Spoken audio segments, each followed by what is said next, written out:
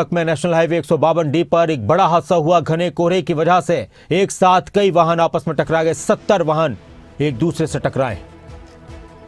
इस दौरान कुछ लोगों की मौत की आशंका भी है। अभी आंकड़ा पता नहीं चल पाया है, लेकिन कई लोग घायल हुए। घायलों को आसपास के अस्पतालों में भेजा गया है। कोहरे की वजह से इस तरह के हादसे अक्सर होते हैं और एक बार फिर से ऐसा ही हादसा देखने को मिला। 152D पर रोहतक के आसपास यह हादसा हुआ। कई वाहन एक दूसरे से टकराए हैं और बुरी तरह से यह हादसा हुआ है। कई लोगों के मरने की आशंका है। बहुत ही दुखद ये घटना सामने आई है। सुबह सुबह कोहरे की वजह से करीब 70 गाड़ियां एक दूसरे से टकराई।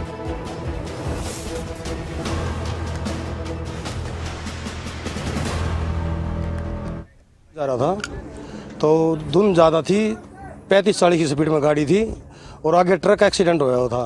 उसके कारण ये सभी गाड़ियाँ भिड़ी है। कम से कम 40-50 गाड़ियाँ भिड़ी है। कुछ में तो ज़्यादा सीरियस भी हैं और गाड़ियाँ ज़्यादातर तो ख़त्म ही हो गई। आगे से पीछे से सब गाड़ियाँ ख़त्म है। प्रशासन पहुंच गया? प्रशासन जब तुरंत आ गया था। 112 पे 2 बार कॉल की, तुरंत आ गए थे प्रशासन वाले। ये धुंध के कारण हुआ जी। गाड़ियाँ आपस में टकराती गई। मेन गाड़ी आगे खड़ी हुई थी, उसके पीछे गाड़ियाँ टकराई। 15-20 गाड़ी आपस में टकराती गई और बच्चे, महिला और जो ड्राइवर थे वो फंसे हुए थे।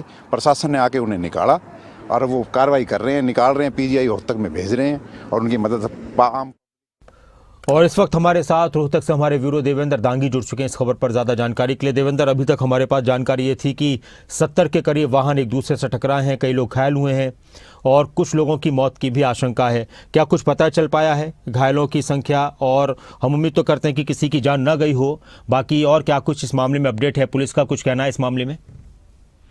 देखिए डॉक्टर नासिर, बता दूं मैं, अभी तक पुलिस की तरफ से ऑफिशियल स्टेटमेंट तो कोई नहीं आई है, ना ही एडमिनिस्ट्रेशन की तरफ से किसी प्रकार की कोई जानकारी मीडिया को उपलब्ध करवाई गई है। लेकिन जो सूत्रों के हवाले से जो जानकारी मिल रही है डॉक्टर नासिर, वो ज्यादा अच्छी सूचना नहीं है।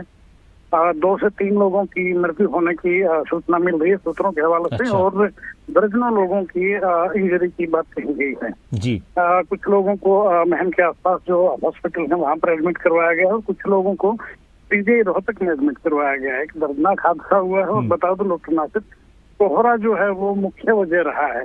करीब 1 से 1.5 किलोमीटर तक वाहन आपस में भिड़ते चले गए और ऐसे में पुलिस को भी रोड खाली करवाने के लिए काफी मशक्कत जो है करनी पड़ गई।